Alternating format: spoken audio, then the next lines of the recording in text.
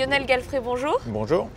Vous êtes ici avec nous aujourd'hui pour nous parler de ce recensement qui a eu lieu en 2016. Un livre vient de sortir, les chiffres viennent de sortir. Est-ce qu'avant de parler de ces résultats, on peut revenir sur le contexte? Le recensement en principauté se déroule en moyenne tous les 10 ans, c'est ça?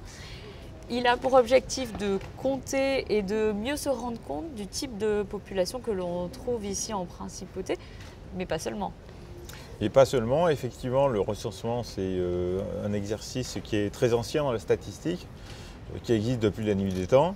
L'objectif, c'est de compter sa population pour organiser la vie sociale et pour que les politiques publiques puissent se mettre en œuvre au service de cette population. Donc un long travail de la part de vos équipes depuis 2016. Les chiffres viennent de sortir. Qu'est-ce qui en ressort finalement? Quel portrait de la population on peut faire? Alors c'est un long travail effectivement, vous l'avez dit, de la part de nos équipes, mais on est satisfait à la fin dans le sens où on a ce portrait robot de la population monégasque. Donc aujourd'hui, on peut dire qu'à l'époque du recensement, à l'été 2016, la principauté comptait 37 308 habitants. On peut mesurer l'évolution de la population qui est constante depuis les années 60 à peu près constante. On a plus 5,5% depuis les derniers recensements de l'an 2008. On sait que cette population elle a des caractéristiques très internationales qui sont confirmées par le recensement avec 139 nationalités, des communautés historiques qui sont très présentes, les Français en tête, les Monégasques qui sont juste derrière, et puis les Italiens qui complètent ce trio de têtes qui est un peu historique en principauté. Une quatrième composante de la population, c'est des gens qui ne sont ni monégasques, ni français, ni italiens, mais qui ont une myriade de nationalités, et eux représentent à peu près 35% de cette population. Et alors quel type d'individus, on va dire peut-être plus sur hommes, femmes, âge moyen, ce genre de chiffres? Alors aujourd'hui, on peut dire que la principauté est composée à peu près à part équivalente d'hommes et de femmes, 51% de femmes, 49% d'hommes. C'est une population qui vieillit, ça c'est un phénomène qu'on rencontre dans nos pays voisins, sur notre continent. L'âge moyen aujourd'hui c'est 46,4 ans, un âge moyen qui augmente et qui témoigne du vieillissement de cette population. D'ailleurs, la tranche de population qui se développe le plus depuis le dernier recensement, c'est la tranche des personnes supérieures à 65 ans, qui représente à peu près 26% de la population aujourd'hui. Donc un vieillissement de la population qu'on constate. On sait que c'est une population qui est plutôt active. On a 15 000 actifs qui sont résidents en principauté. On a un petit pays de 2 km² avec une forte densité, mais justement, est-ce que cette densité se répartit équitablement, on va dire, entre les quartiers? Alors, effectivement, aujourd'hui, la principauté est peuplée partout. Mais par contre, on a des quartiers qui concentrent la majeure partie de la population, ou la plus grande partie de la population, c'est-à-dire l'est de Monaco. Les plus gros quartiers étant Monte-Carlo et La Rousse, comme au dernier recensement. Et le quartier le plus petit, le moins peuplé, étant Monaco-Ville avec moins de 1000 habitants, alors que Monte-Carlo en compte plus de 8000. Et ça, c'est des choses qui sont historiques et qu'on constate de recensement en recensement. Voilà où les gens habitent aujourd'hui en principauté. Et justement, lors du recensement, lorsque vous êtes déplacés, vos équipes se sont déplacées dans les foyers monégasques, une fiche individuelle a été donnée, mais également une fiche de foyer. Là-dessus, il y a d'autres informations donc, que uniquement l'âge, le sexe des personnes. On sait aussi le nombre d'ordinateurs, de télévisions. C'est des informations sur le quotidien peut-être? Oui, alors on va vraiment à la rencontre de la population pour savoir quel est son profil, comment elle vit et quel est l'environnement dans lequel elle vit.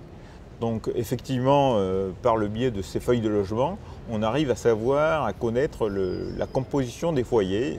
On sait que les gens aujourd'hui vivent dans des appartements par rapport au dernier recensement en 2008. On voit que la proportion d'appartements petits et la proportion d'appartements très grands a augmenté. Donc on voit ça. On voit que les gens sont légèrement plus nombreux au sein de chaque appartement.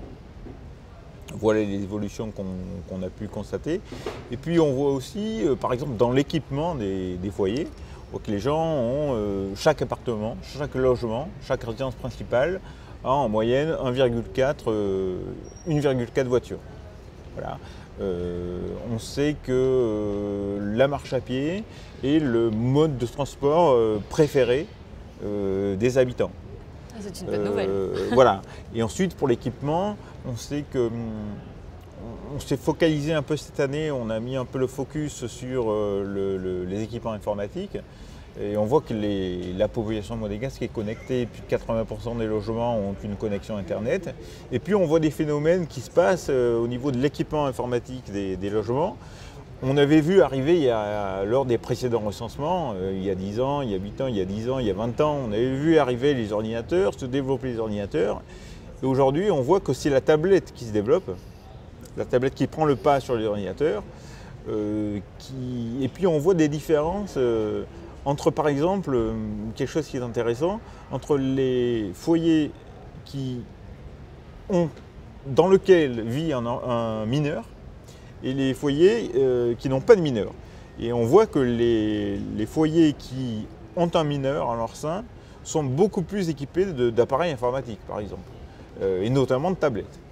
Et ensuite, on peut dire aujourd'hui, en principauté, on a 0,9 téléphones portables par habitant. Voilà, chose qu'on ne savait pas avant. Donc on a mis le focus là et on voit ces évolutions technologiques qui ne sont que le reflet de notre société, que nous on a pu mettre des chiffres dessus, et qui s'inscrivent dans un mouvement qui est international. Et nos compagnons à quatre pattes, ou autres d'ailleurs, sont également recensés. Alors c'est une spécificité du recensement en principauté. Ça ne se fait pas dans les autres recensements. En principauté, on recense les animaux domestiques. Et on sait aujourd'hui qu'un appartement sur 5, une résidence principale sur 5, accueille un animal. Et dont majoritairement ce sont des chiens. Merci beaucoup. On rappelle que tous ces chiffres sont consultables sur le site de l'INSEE, évidemment, mais également dans ce livret qui a été largement distribué en principauté, c'est ça? Oui. Alors nos résultats sont disponibles sur notre site internet, le site de l'INSEE, dans ce recueil qui est en ligne, et aussi l'ensemble des tableaux statistiques pour ceux qui voudraient aller plus loin dans la connaissance plus fine des choses. Il y a 193 tableaux, je crois, près de 200 tableaux qui sont disponibles en ligne sur notre site internet. Merci beaucoup Lionel Galfray. Je vous en prie.